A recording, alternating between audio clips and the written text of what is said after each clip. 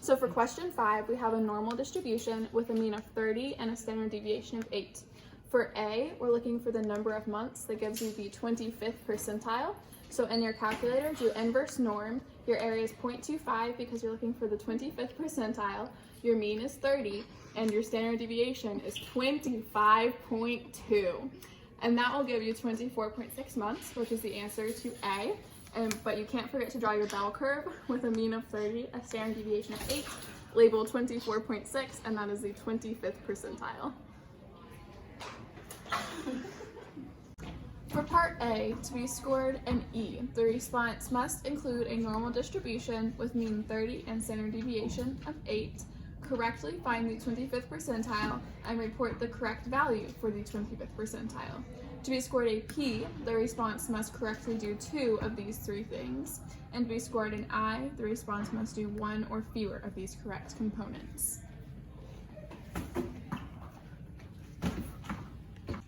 For question 5B, we are looking for the probability that the battery lasts 24 or fewer months.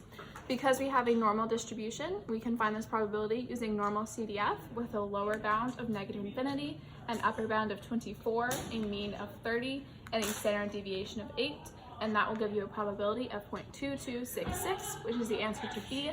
Don't forget your bell curve, mean of 30, standard deviation of 8, label 24 and shade to the left because you're looking for the probability of 24 or less.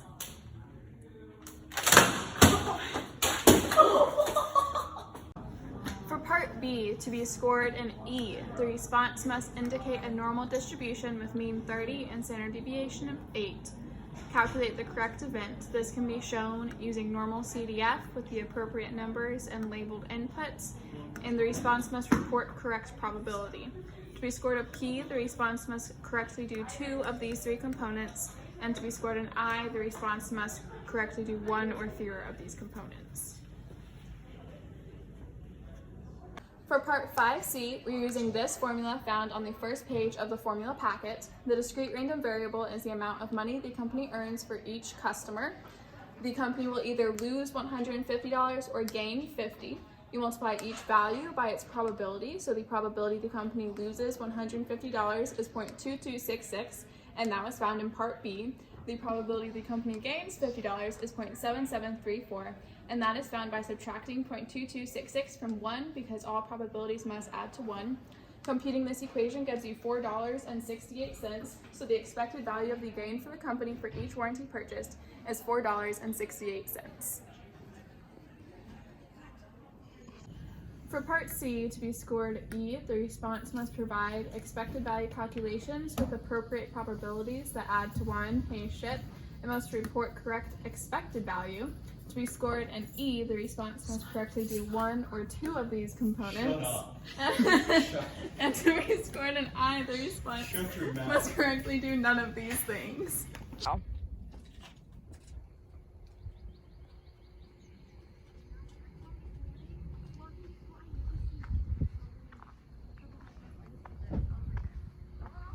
On June 16, 1950, a rainy day in New Medford, Massachusetts, John Tukey was born. Hi, my name is Mr. Tukey, and this is my contribution to statistics. It is the box and whisker plot, which is a way to display data. Right here we have the minimum, the first quartile range, the median, the third quartile range, and the maximum.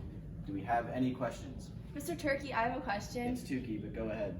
What did your dad do as a living? He was a Latin professor. Do we have any other questions? I have another question. Yes, sir. What'd your mom do as a living? She was a private tutor. Do we have any questions that relate to the topic? Mr. Turkey, I have a question. Tukey! Oh, sorry. Mr. Tukey, I have a question. Yes. Where'd you go to college? Brown and Princeton. Oh, cool. I'm so glad I was homeschooled. This is my other contribution to statistics. It's the stem and leaf plot, and it's another way to display data. Oh wait, I learned about the stem and leaf plot and the box and whisker plot in Heath Allen's class last year. It helps me analyze my data better. Glad I could help. Are there any other questions? I have a question. Yes. So, Brown and Princeton, I don't know if they're the best schools. Are you sure you're able to teach? I have a bachelor's degree, master's, and a PhD. I think I'm qualified. All right. Are there any other questions? I have a question, Mr. Turkey. Yes. How'd you Tukey! How'd you get into math? Well, when I was at Princeton for chemistry, I was always in close proximity of math, and I just fell in love with it. Oh, isn't that funny? A tennis ball. When I was elected into the NAS, they gave me a tennis ball signed by all my math colleagues. Cool.